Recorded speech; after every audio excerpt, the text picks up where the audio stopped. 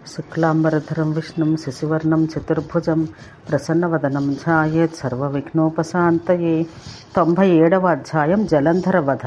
ఋషిగణాలు ఇట్లు ప్రశ్నించెను.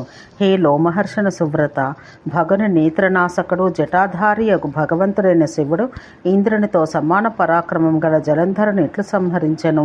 ఈ కథనంతయు మీరు మాకు సవిస్తరంగా తెలియజేయుడు అనగా సూతుడిట్లనెను. ఒక అసురుడు సముద్రమందు జన్మించెను. అతడు జలంధరుడు అను నామం చేత ప్రసిద్ధుడయ్యను. అతడు యమునికి సమానుడు. ఆ రాక్షసుడు తపస్సు ద్వారా అతుల పరాక్రమం సంపాదించెను. అతడు యుద్ధమందు గంధర్వులు, యక్షులు, నాగులు, రాక్షస సహితంగా సర్వదేవతలను అట్లే అజుడకు బ్రహ్మదేవుని కూడా జయించెను. దేవతలను బ్రహ్మదేవుని జయించిన తర్వాత అతడు దేవేశుల యొక్క దేవుడకు విశ్వ వినాశకుడు గురువైన విష్ణువు వద్దకు పోయెను. విరామం లేకుండా రాత్రింబగళ్ళు వారి మధ్య యుద్ధం జరిగింది. జలంధరుడు విష్ణువును యుద్ధాన ఓడించెను. దేవతలకు అధిపతి అయిన విష్ణువును ఓడించిన తర్వాత ఆ దితిపుత్రుడకు రాక్షసుడు ఇక కేవలం నా చేత జయించబడుటకు శివుడు మాత్రమే మిగిలి ఉన్నాడు. అతన్ని కూడా జయించుటయే న్యాయమైన విషయం. నేను సర్వులను యుద్ధమందు జయించాను. కేవలం ఆ శివుడు మాత్రమే నా చేత అజితుడై ఉన్నాడు. ఓ దానవులారా, గణముల యొక్క నాయకులను నంది సహిత శివుని యుద్ధమును జయించి మిమ్మలను బ్రహ్మ విష్ణు ఇంద్ర పదవులయందు అధిష్ఠింపచేస్తాను అని పలికెను. జలంధరుని మాటలు విని అధములు మృత్యువును ఎదుర్కొనుటలో తత్పరులై ఉన్నవారు పాపులకు దానవులు బాగుగా సంతోషింప మొదలెడిరి. ఆ దైత్యులను వెంట పెట్టుకుని వరుడగు జలంధరుడు రథములు, ఏనుగులు, అశ్వాలపై స్వారీ చేయుచు అస్త్రశస్త్రాలతో సిద్ధపడి శివుడితో యుద్ధం చేయుటకు పోయెను. మేరు శిఖరంపై స్థితుడైన శివుడు కూడా దానవరాజగు జలంధరుని చూసెను. శివుడు ఇతరుల ద్వారా అంతకుముందే జలంధరుడు అబద్ధుడని వినియుండెను. భగుని నేత్రనాశకుడు, త్రిలోకాలకు అధిపతి, రక్షకుడు అగు బ్రహ్మ ఇచ్చిన వచనాన్ని నిలబెట్టాలని తలచెను. అందుచేత శివుడు అంబా నందినితో తన గణసహితుడై వసించుచుండెను. ఆయన మందస్మితంతో జలంధరుని చూసి, ఓ ఈ రాక్షసరాజా, ఈ సమయాన యుద్ధం చేత నీకు కలుగు కార్యసిద్ధి ఏమి?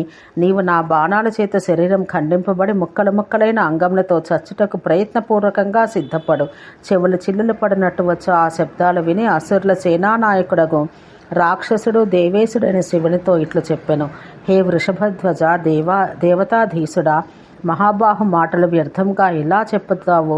శివ, నేనిప్పుడు చంద్రుని కిరణాలతో సమానమైన మెరేచుండు శస్త్రాలతో నీతో యుద్ధం చేయుటకు వచ్చి ఉన్నాను అని పలకగా, జలంధరుని మాటలు విని త్రిశూలధారియగు శివుడు తన సహజ భావంతో తన కాలి బొటనవేలు చేత భయానకమైన చక్రాన్ని సముద్ర జలం నుండి లాగి తెప్పించెను. సముద్ర జలాల యొక్క పైభాగం నుంచి చక్రం యొక్క పదునైన అస్త్రాన్ని నిర్మించిన తర్వాత శివుడు నా వల్ల త్రిలోకాలు, దేవగణాలు నశించిపోతారని ఆలోచించెను. తక్షక, అంతక త్రిపురాదులు అట్లే దక్షయజ్ఞహర్త, 3 లోకముల సంహారకర్త శివుడు నవ్వుచూ ఇట్లు పలికెను. ఓ ఈ జలంధర రాక్షసరాజా, నీవి మహాసాగరమందు నా కాలి బొటనవేలు చేత నిర్మించబడ్డ అస్త్రాన్ని లేపగలిగిన ఎడల నీవు నా ఎదుట యుద్ధమందు నిలవగలుగుతావు. ఇతర విధంగా కాదు అని పలికెను. శివుని మాటలు విన్న అసురుడు క్రోధంతో మిక్కిలి కంపితుడయ్యను. అతని కన్నులు ఎర్రగా మారెను. అట్లతడు 3 లోకాలు చూసెను. ఆ చూపులు 3 లోకాలను దహింపచేయనవియా అన్నట్లుండెను. శివునితో జలంధరుడు ఇట్లు పలికెను. శంకర, నేను నా ఇనుపగదను పైకి లేపెదను. నిన్ను నీ వాహనమగు నందిని గరుడు దుండగుల వలె చంపివేయదును. ఆ విధంగా దేవతాసహితములైన 3 లోకాలను నశింపచేస్తాను. నేను సర్వచరాచరాలను ఇంద్రసహితంగా చంపవే సమర్థుడను. హే మహేశ్వర, 3 లోకముల యందు నా బాణాల చేత ఛేదింపబడకుండా యోగ్యుడు ఎవడు కలడు? నేను నా చిన్నతనం నందు తపోబలం చేత భగవంతునే జయించాను. నేను ఒక్క క్షణం మాత్రాన్ని సంపూర్ణ చరాచర సహితంగా 3 లోకాలు కాల్చివేశాను. హే రుద్ర, నీవు తపస్సు ద్వారా ఏ దేవుణ్ణైనను పరాజితుని చేసితివా?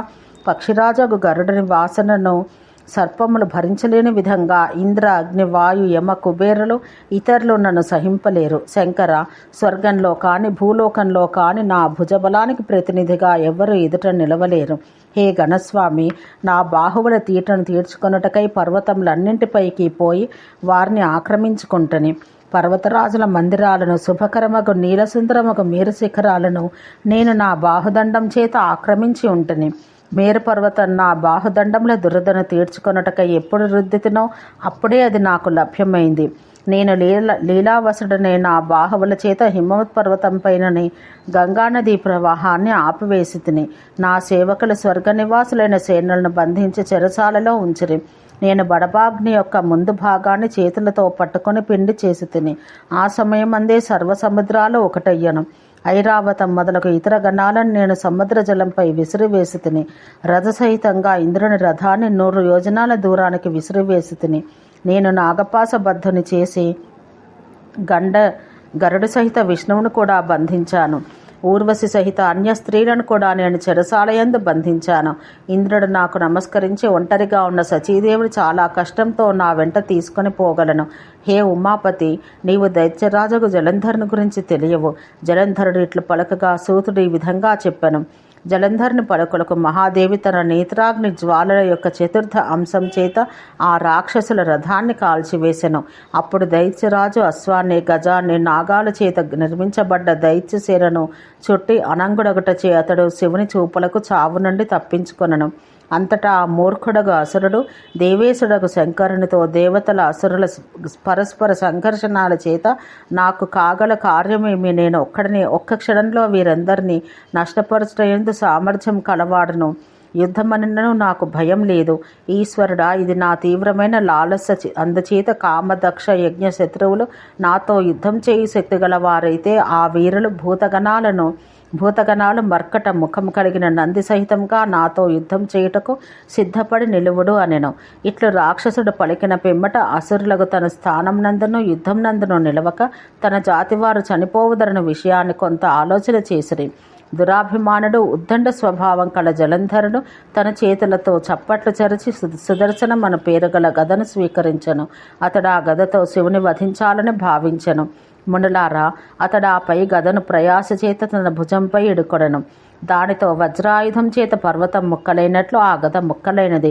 శ్రేష్ఠ పర్వతాన్ని ఇంద్రుని వజ్రాయుధం చేత ఎట్లు క్షీణం చేయబడినదో అదేవిధంగా అంజన పర్వత సమానుడైన ఆ మహాబలవంతుడకు దైత్యుడు భూమిపై పడెను.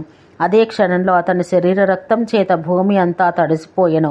ఇంద్రుని ఆజ్ఞ చేత అతడి రక్తం మాంసములు మహారౌరవ నరకానికి చేరుకొనెను. అక్కడ రక్తం యొక్క పెద్ద మడుగు ఏర్పడెను. జలంధరుడు చచ్చుట చూసి దేవతలు, గంధర్వులు, పార్షదులు సింహనాదం చేసిరి. మంచిదని పెద్దగా అరిచిరి. జలంధరుని నాశనమని ఈ కథను ఎవరైనా చదివినను లేక వినిపించినను అతడు గణపతి పదవిని పొందగలడు. జలంధర వధ అను 97వ అధ్యాయం సమాప్తం. ఓం శాంతి శాంతి శాంతి.